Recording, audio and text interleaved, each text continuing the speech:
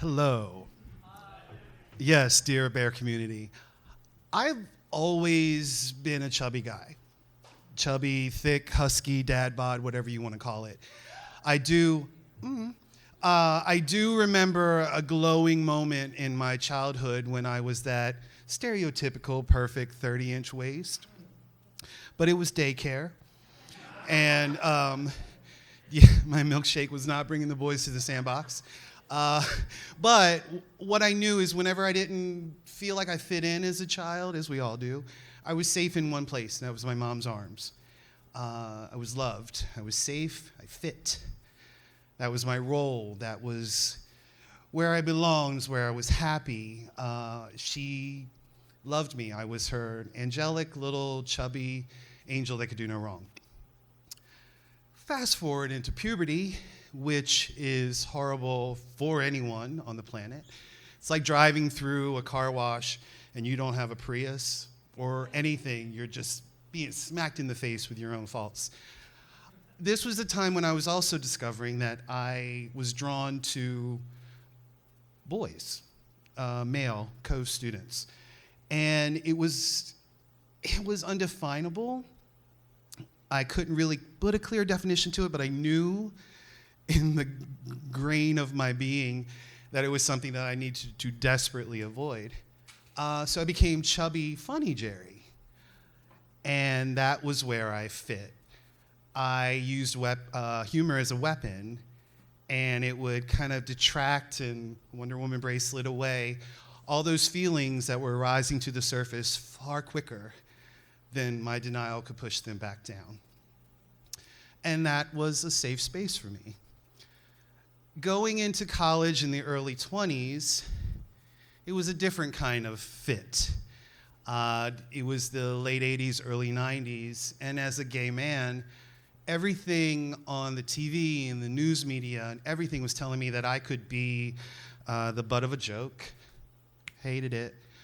I could be met with ridicule, shame, and violence at times. Not fun. Or I could be diagnosed with a deadly illness. So that was a pretty clear coin toss for me. So the closet became my fit. I was content there. I was safe there.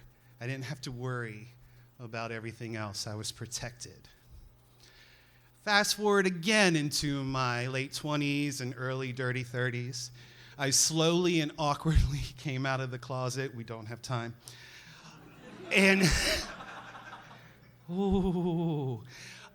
and I just kind of just tried to figure out where my place was. I was in a kind of a friend zone and living in Delaware where I became gay, chubby, friendly Jerry because everyone around me and the attraction value were archetypes that were the polar opposite of my reflection. And I was fine with that. I could be funny. I could make others feel safe. I could make others laugh. I could make others be great. Then around my 40s, I discovered the bear community. My God, it was heaven. Heaven.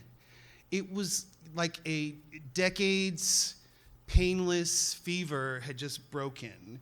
It was like my own personal gay reparations. There were bodies that were mine. There was body hair. There were bellies that were mine, and they were coveted, and they were appreciated, and they were chaste, and they were treasured. And it was beautiful.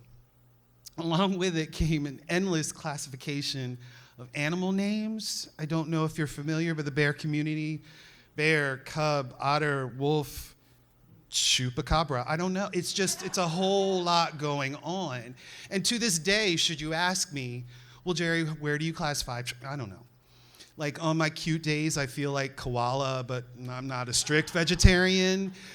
I work a lot, so most of my days are spent being a sloth. And I'm at the age where lower back pain and leg cramps are real, so there's a wounded grizzly aspect going on there as well. So just pick and choose. I don't know. But once I reached my 50s, I just stopped. Definitions and labels and lanes and roles all of that didn't really matter or resonate with me anymore. My thick thighs fit in these cute little shorts, right?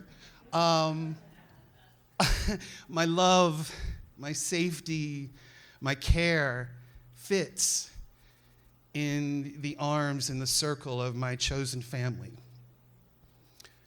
My confidence fits when I'm dancing at Bear Week in Provincetown, shirtless, with Dolly and Delta fleeing freely.